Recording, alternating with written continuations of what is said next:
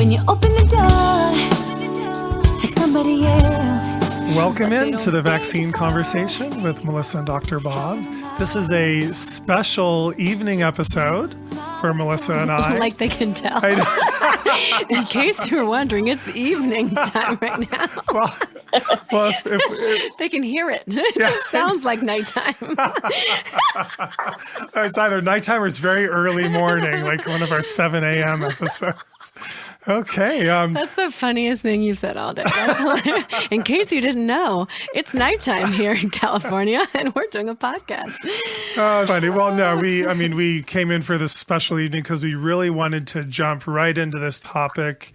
And because I know everyone nationwide is thrilled about what just happened in New Jersey. And so I thought, oh my gosh, we have to get someone from New Jersey on the phone to talk about it. And I reached out to a lot of people I know, and several people recommended that we talk to two women about this. And so the first one is Melanie Dragone. Is that right? Yeah, you got it. Hey, Melanie, welcome. Welcome to the Vaccine Conversation. Thank you. It's an honor to be here. Yeah, and you are. I just want to hear her talk so I can hear her accent. So maybe I can pick it up for next. It's very subtle, but I'm hearing little things on it, and I just love hearing accents. Yeah, so. Are you going to join her, Melissa? No, I'm not good at this one. This is not in my arsenal, but I love your voice, so I'll be happy to listen to all the things you have to say today. Yeah. Oh, thanks. Melanie lives in New Jersey, and she has an organization, Innovative Parenting, that is a nonprofit organization, and we'll talk a little bit about that later. But Melanie was, really kind of, boots on the ground, heavily involved in this fight in New Jersey. So we wanted to kind of pick your brain a little bit and see what you could tell the rest of the country about what went down over the last month, or many months of this fight, but what we can all learn from it and what encouragement we can take from it and what we can learn about what to do and what not to do specifically, based on the religious exemption experience in New Jersey. And just also, it's probably a good idea if you can, for us, Melanie, kind of give a little summary of sort of what led up to this, because for some people, they might not have been following it and not been up to date on what's going on in New Jersey. So it would be good to give just a little bit of a background too, kind of summary of sort of like over the last couple of months, what's happened, what happened, laws introduced, and before we get into the last month, which was craziness and excitement and just wow, what amazing inspiration that these parents have shown the country. I've gotten messages from people all over the country that are saying, wow, did you see what happened in New Jersey? And I think people are inspired by that fighting spirit, and I want to go into that later too, because we've heard that, you hear that about East Coasters, and like there's just like a different spirit. There's a little bit more grit. There's a little bit more like we're not going down like this. Yeah. And it's amazing, but like that difference can turn a tide sometimes. And so that's part of it that I want to go into. But also, I mean, for just listeners that have no idea, I would love to kind of get just a brief rundown of sort of what's been happening in New Jersey. Yeah. What was the bill? Is basically to remove religious exemption as a reason for vaccination or for exempting out of vaccinations. Right. So originally, the bill was introduced in 2018. Okay. And it went through our Assembly Health Committee, and it was actually to tighten the religious exemption. Okay. So that occurred in April of 2018.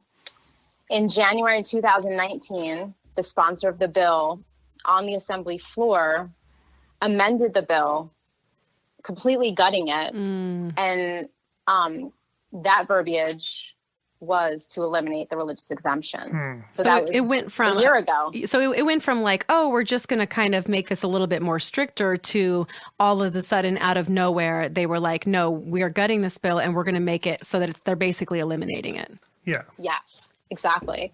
And it was done on the floor. It wasn't voted on. It was only amended. So that was a year ago. Okay. And so for the past year, we have been boots on the ground in our local districts. There's 40 districts here in New Jersey, as well as been in Trenton in the hallways with face-to-face contact with our legislators, and just keeping them abreast of the opposition to this bill. And it's kind of been quiet, and in the past year, it's kind of been difficult to activate people for them to recognize what really transpired because it didn't come up for a vote at all until December 12th. Yeah, and I think that's when we all became aware of it as a nation. And I think, my understanding is basically they tried to vote on it in December, but they couldn't because they were like one vote short, right? And then so they kind of put it on hold, and they got one Democratic legislator to flip and agree to vote yes for the bill if they would amend it so it only affected public schools. Is that right? Is that how it went down? Well, what actually happened was on Thursday, the 12th of December, there was a Senate Health Committee meeting to amend and to pass the elimination bill. And there were 3 Democrats that were on the committee who would have not allowed this bill to pass through committee. So the Senate president, who is determined to pass this bill, removed those 3 Democrats from the health committee and replaced them with 2 Democrats and himself. And that's, you're talking about Senator Sweeney? Senator Sweeney, yes. Yeah. And is he the author of the bill? Was he one of the authors? He was not. Oh. He was No, but he's the president of the Senate or the Senate Majority Leader. Yeah, so it's amazing. I mean, something similar happened in California, but not that drastic. You're saying they removed 3 Democratic senators who were going to vote against this in committee, replace it with himself and 2 that would vote for it. We had them remove 1 on a health committee also, the same kind of thing, and some people switching out on the education committee, member for 277. Right. So we saw some of that stuff too. But wait, I just want to make sure that I'm clear on this. So back in January of 2019, when they amended it, nothing was passed. There was no real vote. So it was just amended, but never voted on. So the language had changed, and it was sort of in the system, but it hadn't gone into action yet, because there had not been a vote. So you're saying that's why it was kind of hard to get people riled up between that January and December, which is almost the entire year, because people didn't understand the gravity of what was sitting there just waiting to be voted on. Exactly. And what happened was after November, we had an election in November. What we call now between the November election and yesterday or a Monday is the lame duck season. And that's when the legislators have the opportunity to push bills through quickly in that lame duck season. So as soon as lame duck season began, this bill comes up for a vote at that point, and they're bringing it up for a vote. Okay, that makes sense. Now I feel like I understand the timeline now. And you said December 12th, it comes to a vote, and then what happens on that day? Senate. Right. So that's the Senate Health Committee. So it gets through the Senate Health Committee despite many parents being present, many testimonies being given. It passes, of course, because they literally played fantasy football with the members of the Health Committee. Right. Yeah. So then we come back on Monday, the 16th. And that is when the full Assembly and the full Senate now have it slated on their agenda to vote on it. Because it's on the floor. Right, and that's when they were short a vote then. Yes, so it passed the Assembly with the elimination version. Okay. With the expectation that the Senate had the votes and was going to be passing it the same day. However, they did not have the votes on the 16th, so they ended up pulling it from the agenda and never even posting the bill or voting on it. Right. And so you guys all had a break then for the holiday, and everything, like somewhat. Knowing full well that you'd be back. Was it January 9th? Or was it the 13th? I don't know. Did anything happen the week before? I remember seeing everybody saying, "Get ready, January 9th, we're back." Okay. Yes. Yeah. So we were back, and what had happened and transpired in almost that month's time was all of us doing our due diligence, having those conversations, showing up at district offices to meet with legislators, connecting with one another. We were instrumental in creating what we're calling Twitter storms, where something that my organization kind of spearheaded for New Jersey was we're putting out memes and informational pieces and tagging all the legislators in the Twitter storms, and then sharing those links with New Jersey citizens so that they could retweet it. So we were doing our best to try to get our points across to the legislators Good. as frequently and as much as we could. And so on the 9th, we go back, and what had happened was the bill was amended to appease a Republican senator, not a Democrat. It was a Republican. Okay. Huh. All right. And that's the same Republican senator that insisted to speak to some healthcare professionals from our side and some other professionals from our side. And we were able to create those meetings and bring those professionals in to have those conversations with him. And it didn't matter. So when it was amended, what was the language change? Well, it wasn't to make it just only apply to public schools mainly. Well, that's what I'm asking her. Well, yeah. Let's find out. I don't Melanie. think so. So yeah, this is really like buckle your seatbelts, because this language change was very interesting, and I want to make sure that everyone listening understands that each one of these versions of the bill included higher education. So in essence, New Jersey would be the first state in the whole country to mandate adult vaccinations. Wow. Adult being college age? Yeah. Higher education. Yeah, college, graduate school, everything. Wow. Okay. Yep. So this bill was amended to not include private schools. So you were allowed to use, they were no longer calling it religious exemption. It would allow the non-compliant students to attend a private school. Those private schools would have to have a sign at their entrance indicating the percentage of vaccine-free children. Wow. You would have to sign a documentation, you and all the other parents who would be, utilizing that private school, that you understood that this school had this percentage of vaccine-free children. You would also, as the parent of the vaccine-free child, you would have to sign something indicating basically that you were putting your child and every other human on earth at risk. Yep. The medical exemption was also changed in this version of the bill. The medical exemption would be accepted if a sibling of a child who experienced an adverse reaction or death and was compensated by the Vaccine Injury Compensation Program. Wow. That child would be automatically given a medical exemption. Yeah, but that really narrows it down to You're saying a small number of New Jersey It would only citizens. be compensated vaccine injuries, sibling of those only. Yeah. Okay. Only. So let me ask you something before you continue, because you're talking about vaccine-free children.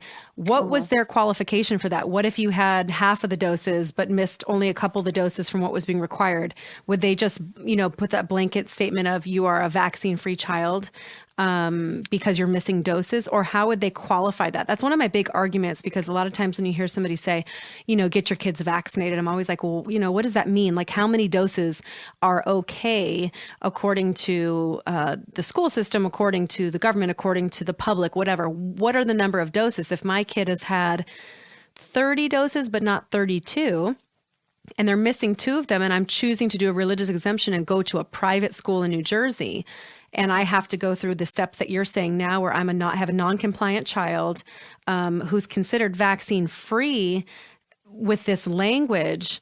Is that how it works? Because most people, as we found out and we've talked about, most kids are partially vaccinated, like the vast majority. So are they just considering anybody who's missing even a dose under that category as vaccine-free? It wasn't clear in the bill. So I really can't answer that. And, these were a lot of the questions that we as the citizens of New Jersey were posing. We were asking the legislators, you need to answer these questions of your constituents before you vote on this bill. What's going to happen to the child who has an IEP? where the schools in New Jersey that are private do not have the ability to accommodate the needs of a special needs child.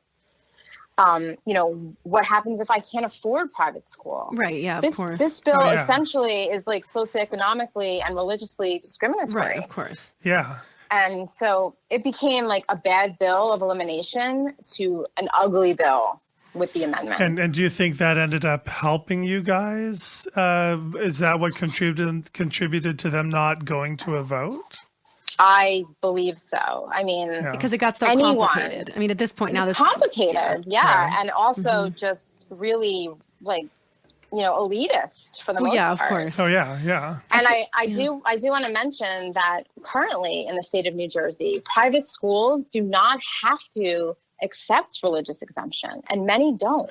Right. They can each decide for themselves, is what you're saying. Right. Exactly. Right. So literally, they were setting us up, as a community to be shunned by peers and create mommy wars, basically. Yeah. I mean, it would bother me so much if my child had everything but missing, let's say, a hepatitis B dose.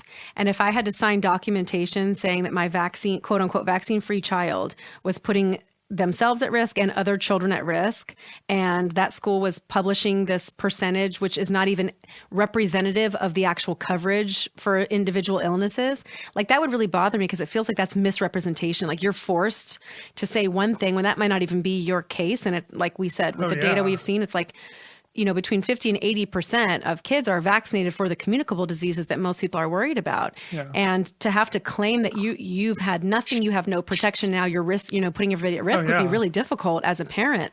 For me, I would have a hard time accepting that. It's the same thing that most pediatricians ask non-compliant parents to sign in the pediatrician's office. Yeah, I call it the bad parent form, is what is really what it is, or what it looks like. And we hear a lot of parents refuse to sign that. We know what's so hard about this is how different every state is. So you're here telling us that private schools don't have to accept religious exemptions because that's the way that the law was written in New Jersey, and in California it's different. And then some laws are removing exemptions only for public schools. Some are for doing it for public and private schools. Some have medical exemptions with strict restrictions. Some don't. The fact that this varies so much state to state, I think really makes it complicated for everybody, because this is a national conversation, and it's one that the media is having as if everything's the same. So the media talks about it like it's all universal, but it's really not. And so the citizens are the ones that don't know their individual laws. They don't know these ins and outs. Like I wouldn't have known these details about New Jersey, obviously, before speaking with you, because this isn't my state and I haven't had to go into it. But I can see how that's difficult to get people riled up. Like you're saying, a lot of people don't even know who's going to be affected, who this is going to be discriminating against, which people, are the ones that are going to be targeted with this kind of legislation. Like people don't know the ins and outs. And I almost feel like they're making this complicated on purpose.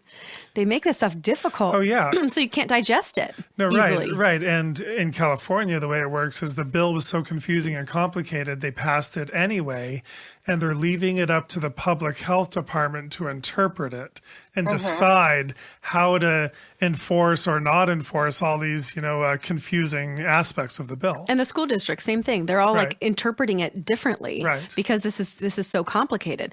So with this new language, then it comes out and it causes this big stir. And then do you guys come at it even harder now once this language gets changed? Oh, absolutely.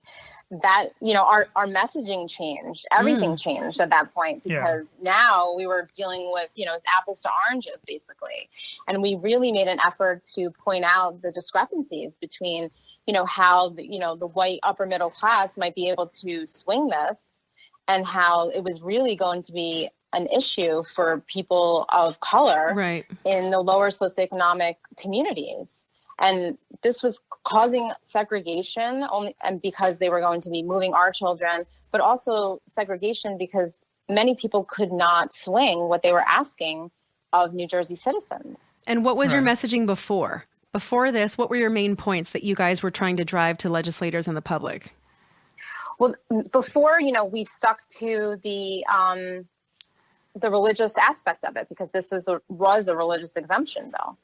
So we spoke to the facts, aborted fetal tissue, that this was a violation of constitutional and First Amendment rights. And with the New Jersey Constitution, religion, as reflected in the Constitution, is your relationship with God, and that it doesn't necessarily need to be an organized religion, which is, a mistake that a lot of legislators make, that there's no organized religion that recognizes vaccination as a negative. But that's not what New Jersey law and the Constitution says that it has to be. Right. Right. Interesting. And did you find legislators would actually stop and listen and think about the points you're making and try to process it? Or, do you feel like you actually changed people's minds with those arguments, or do you think it was mostly just the politics of it and they're just going to kind of do whatever their party was going to tell them to do? Like how much of a difference was all this time spent with crafting all these important specific arguments? I'm not really sure, how effective it was. I think it's important to point out that New Jersey, I've been doing advocacy here in New Jersey for over a decade, and we have very, very strong grassroots efforts. So we, for years, have been meeting with legislators in their offices, in the halls of Trenton, randomly, not necessarily even when a bill is up. Right. We are the way to go. attending political events where we're like, hey, we're here, we paid to come in. You're staying present. Showing up. Yeah, you're staying present in front of their face. You're reminding them you're still there. You're not going anywhere. And what you said is so key. Not just when a bill is happening. That's the big difference. Yeah. Is like you have to be there all the time. You can't just show up when you want something from them. You have to be there and have that consistent presence. And that's definitely something that I think we struggled with in California between the last two bills that, 4 years apart, is like being able to keep that presence there. That sounds like, from what I'm hearing from you, that sounds like definitely something you guys were able to do well. Even over that year in 2019, you're saying we're still going and showing up at district offices. We're still going and meeting with legislators in Trenton. You were doing, like you said, your due diligence. And in doing that, you're maintaining relationships. You're also putting that pressure on, and you're keeping the public, the advocates, constantly working and constantly busy. There's no downtime. It's not like people can get out of it for a bit.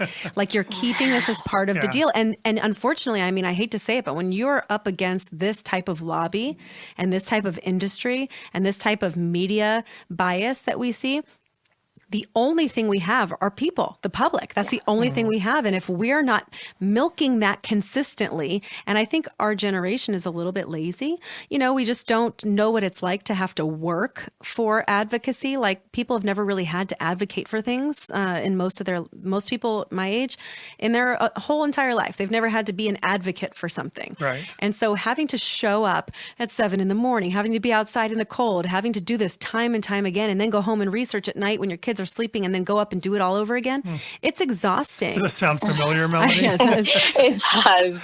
It definitely does. And I think that, to your point, Melissa, that, all that advocacy that we've done, all that like groundwork that had been done, I want to emphasize that it wasn't by the thousands of people that showed up recently in the last 4 times in Trenton. Right. It was it was key people. It was whoever I could fit in my car that was willing to come. Yeah. I had my senator tell me in June that he thought I was in Trenton more than he was, and that's what we want. I wanted, every time I see him, I'm like, I'm back, I'm here, and I'm not going away. Yeah, we always need those key leaders that are willing to put in the time on a continuous basis.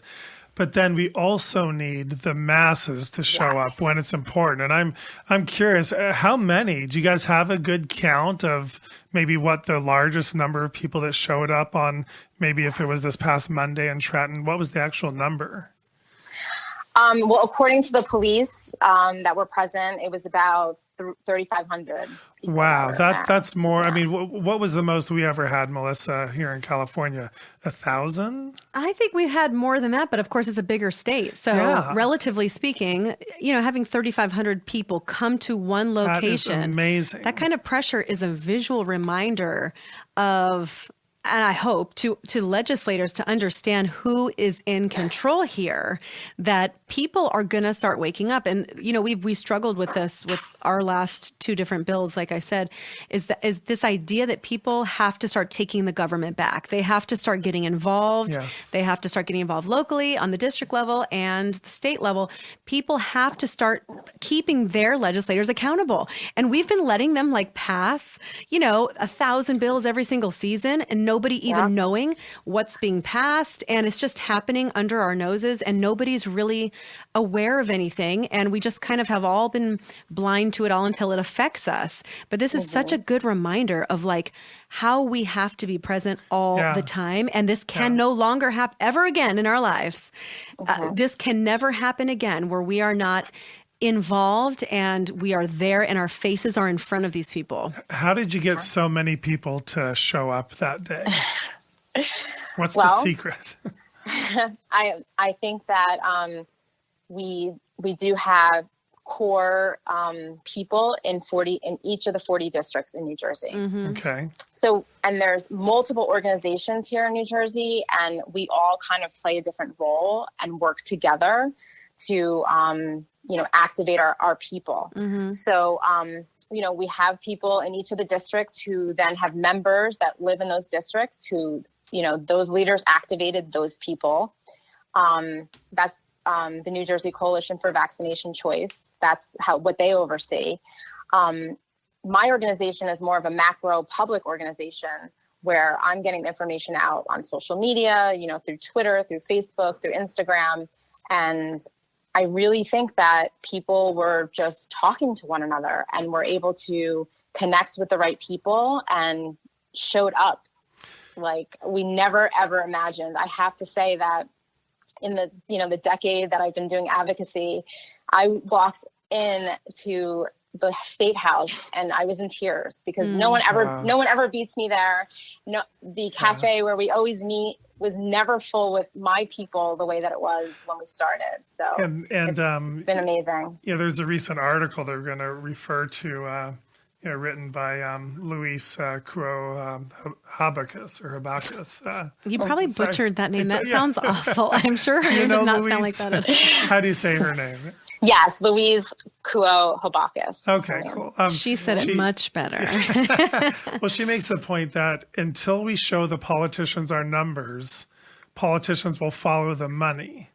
And so if you deliver a mass of voting humanity to the legislators, you will watch the lawmakers turn to the thronging horde like flowers to the sun. And so people and she says people moved mountains in New Jersey to be there. They took vacation time, hired babysitters, they drove long distances, and politicians will really see orders of magnitude more voters than who's actually there because they know there's so many people that aren't even going to make it, and that really makes a difference. Oh, absolutely. And that was our messaging. Our messaging was the days that we weren't going to be able to testify, right? When it was the full floor days, our presence was our voice. Yeah. So you needed to be there because that's how they were going to know that we were not backing down, that we were rising up, and that we were not going to allow our children's lives to be shattered. And it seems like, from what I could tell, the media was covering this issue more than really we see in California. It seems like that was another way to kind of alert the public to what was going on, which probably helped you guys. Because I feel like I've seen a lot of articles, a lot of attention brought to the battle, the fight for this. And I think that for, like I said, the average person, if they didn't know what was happening, by seeing it in the media, they're like, oh my gosh, this is what's going on. I got to get down there on the state and go be a part of this. We don't get a lot of media support in this. But even just drawing attention to it, even though they weren't supporting it, I think from what I gathered, might have given you guys some more visibility, which really helped because everybody sort of knew what was going on. This was getting covered, even though, New Jersey's small. It's like, but it was being covered. And so that all that attention, I think, also brought a little bit of steam to you guys. Absolutely. Does that seem right? Yeah. It definitely. A lot of the state troopers and a lot of the legislators that are our champions and our friendlies indicated to us that in the time that they've been at the State House, that they've never seen the outpouring of rally protesters like ours. Yeah. And I really think that the media has helped us, and they're calling us protesters and not anti-vaxxers. Oh, that's amazing. Yeah, that actually Yes. is. People don't realize how important the little word change can be. I would like to know, Melissa was in Sacramento on that very final day where we lost our vote, and she lived that and felt it. And it was so palpable and such a deep experience that was probably going to stay with you the rest of your life, Melissa, being in the Sacramento Capitol building, pounding the walls and making noise and trying to make yourselves heard. Melanie, I'm curious, where were you like that last day on Monday, and standing around and, waiting for the vote that never came? You guys are just waiting, what was that like? How loud was it? What were people doing? Try to paint us a picture of what you saw around you. Yeah, so I was inside. I was actually in the assembly session, where the main sponsor of the bill, was the Assemblyman Conaway. He was in that room, and simultaneously the Senate session was going on. And us here in New Jersey have used some communication tools to stay connected in Trenton for day of events. So we have chats where we're able to connect with one another. And so we were all keeping each other abreast of what was going on. They simultaneously took a break, a recess, and we were like, what are they doing? What's happening? What's going on? And I just stayed in my seat and waited. And we knew that the Senate only had 4 bills left after their recess. So all of a sudden we were getting messages from the Senate side that they had, they banged the gavel and it was over. Wow. So and what happened? Did everyone erupt in cheers? Yes. And so everyone erupted in cheers. Those of us who were in the assembly, that was, the assembly session that was still going on, we ran over to the Senate session to meet all of our peers who were over there, and we could hear the roars from outside. It was incredible. I bet it was. I bet that must have been. Really was. We're so used to, it sounds bad, we're so used to losing. We're so used to losing that even moments like that, they feel like a victory. And even if it's coming back, and even if that they're going to try to push this, it's sometimes you just need that. You need the victory. You need that to encourage people to be able to keep going, because we just have too much. It's too exhausting, and and we're all overwhelmed, and we're not funded, and we don't have, like everybody else, and we don't, like the pharmaceutical companies, we don't have the resources and we're all doing a million jobs all at once, and there's only so much you can do, that it's sometimes you just need to feel like we had a victory in this moment, and that just gives you new life to want to come back and continue fighting. And even that bit of a victory for you guys feels like a victory for the rest of the states too. Yes. And that's It's what such a they need relief. to keep Yeah. fighting. But Yeah. you're saying it's not over yet because something happened even after that. Let us know what happened. So on Tuesday, the new session started for New Jersey. So the 2020 session started. So we have 2-year sessions. Mm-hmm. And so reemerged is the amended version of the bill that they're calling now S902 and A969. So they were just assigned new numbers, but that bill has returned, along with a few other bills that are very concerning. An HPV bill for grades 6 through 12, a bill that would allow consent of a 14-year-old or older to consent to vaccination. Yeah.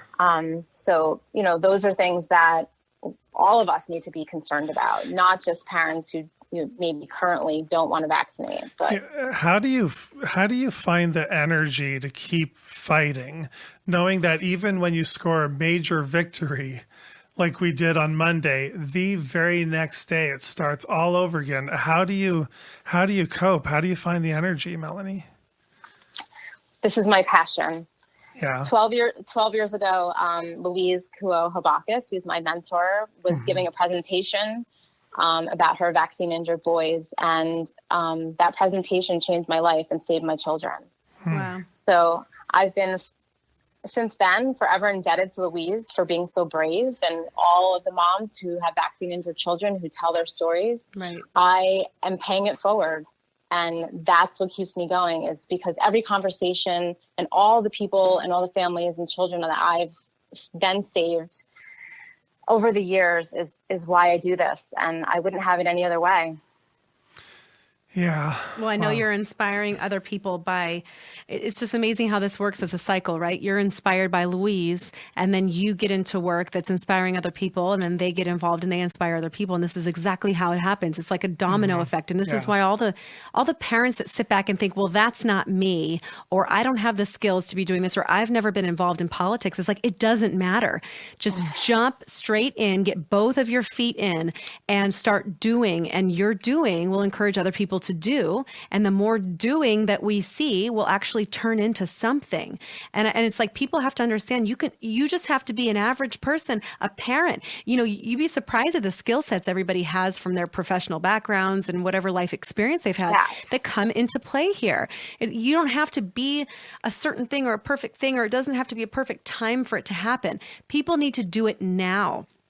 I'm so sick of people waiting on the sidelines thinking, well, somebody else is going to do it.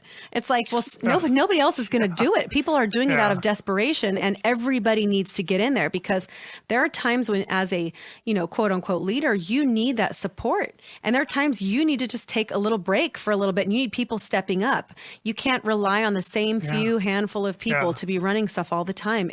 There's only so much you can do. And now you're inspired to keep doing it because of your own personal, Louise being inspiring you, and this has become your passion. But even you, I'm sure, you get exhausted, you get tired, you get overworked and overwhelmed. And this is why we rely on everybody else. And, to all the people that are listening thinking, oh, well, it's so great. I know that they can do it. They can do it. It's like, so can you. So can you. We were all just like you back before we got involved too. Yeah. And this is the time to come find your strength, find the abilities you didn't even know that you had, and make this your passion too, and get involved like on a deeper level. Don't just do the periphery stuff. Don't just show up like you're saying. Don't just show up on the big days.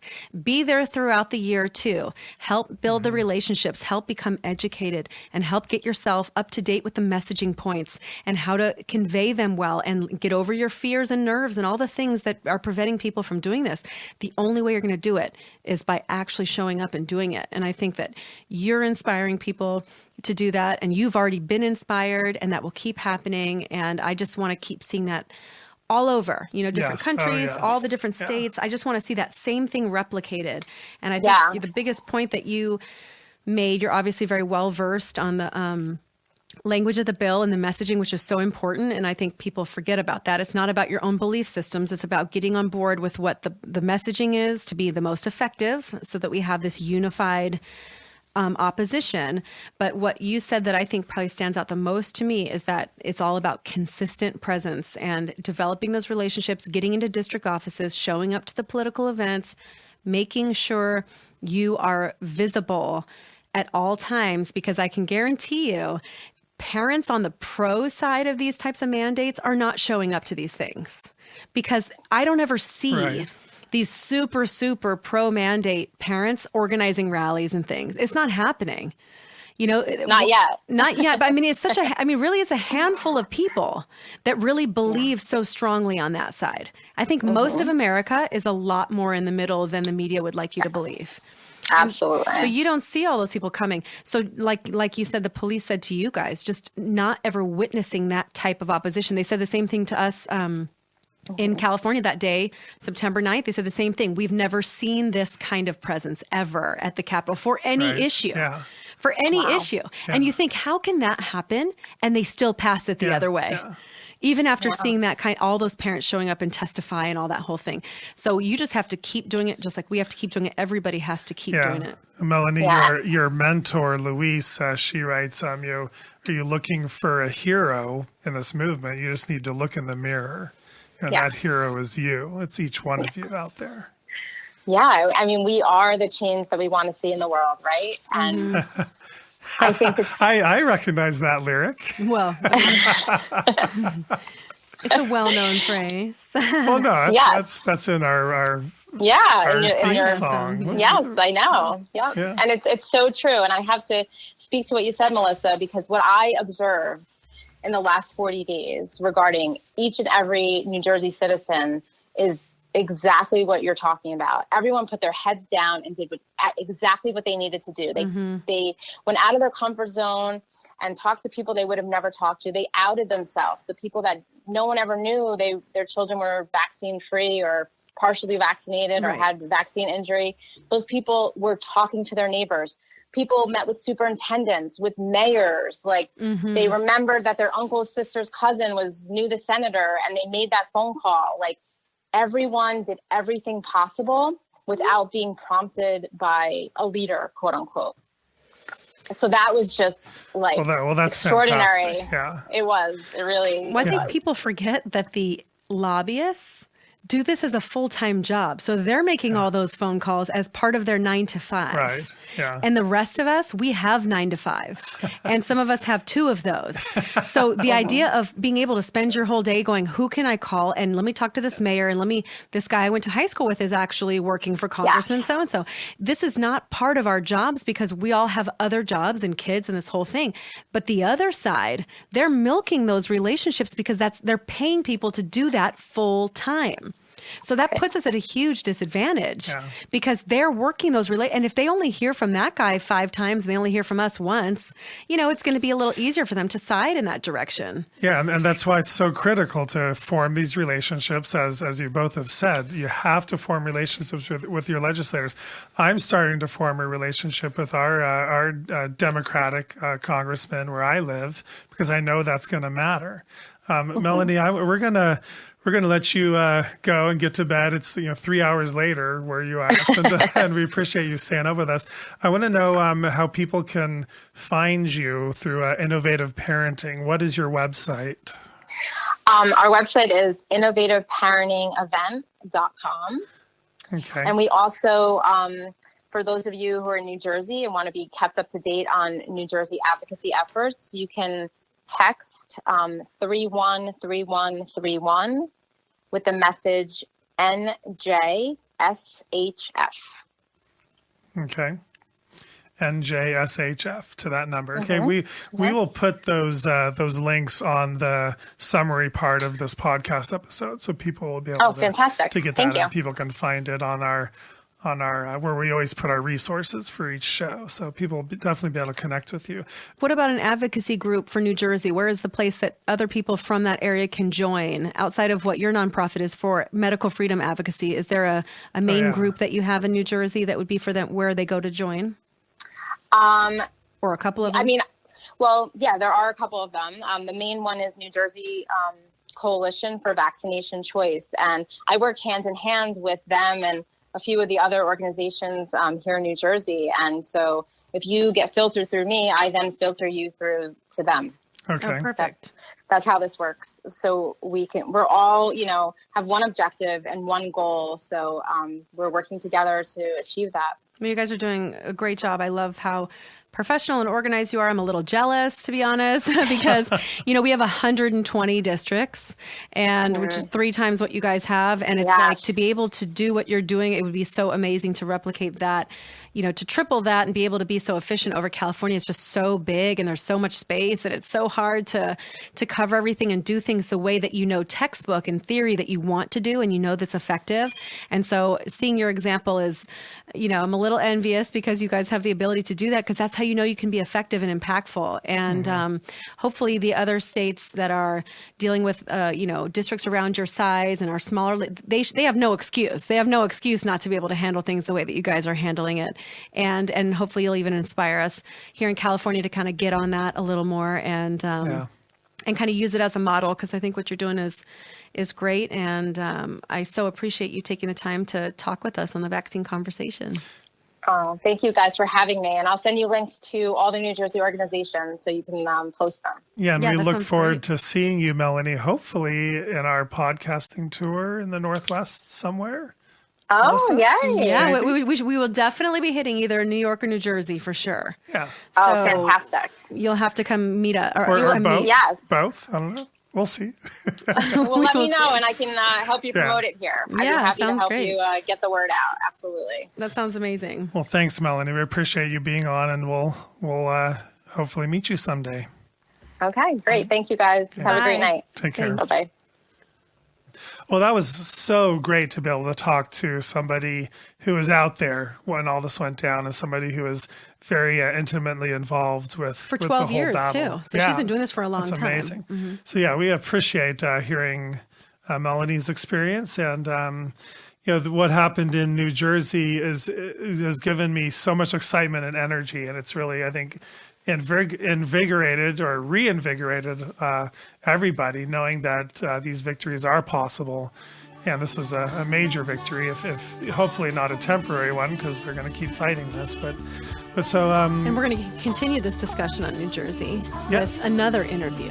yeah, we are talking to somebody else in New Jersey next, and we're going to hear her perspective, and we're also going to kind of we're going to talk about a very interesting article that kind of, I think, highlights a lot of the main take-home messages that we've learned from New Jersey. So we'll give you the next episode on that. But thanks, you guys, for tuning in on the vaccine conversation. And we will see you next time. We're gonna be the peace we wanna see in the world. Yeah, be the peace we wanna see in the world. Yeah, be the love we wanna see in the world. Be the joy we wanna see in the world. Be the change we wanna see in the world.